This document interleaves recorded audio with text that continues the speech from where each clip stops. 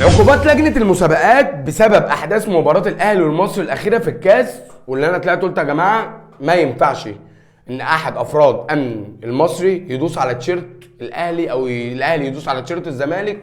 احنا بنحترم بعض وبنحترم الجميع، ما ينفعش اللي حصل. جه قرار بوقف صاحب الواقعه احد افراد غرف ملابس نادي المصري بوقفه عامين عن العمل مع نادي المصري او اي نادي. طبعا احنا كلنا زعلانين عن قطع اكل عيشه، بس احنا حاليا حاطين قوانين للكوره، اللي بيتعداها ما بيلاقيش نفسه. ما هو انا لو قعدت اقول اكل عيش ده واكل عيش ده هسيبها مهلبيه. انا عندي دلوقتي دوري بنظمه بطريقه محترفه وشكل نضيف، لازم يبقى شكله نضيف. انا بقول لك احنا بنحترم بعض، ولا الاهلي يدوس على تيشيرت المصري، ولا بتاع غرف الملابس يدوس على تيشيرت الاهلي، ولا بتاع الاهلي يدوس على تيشيرت الاسماعيلي. لا، الكلام ده دلوقتي ممنوع.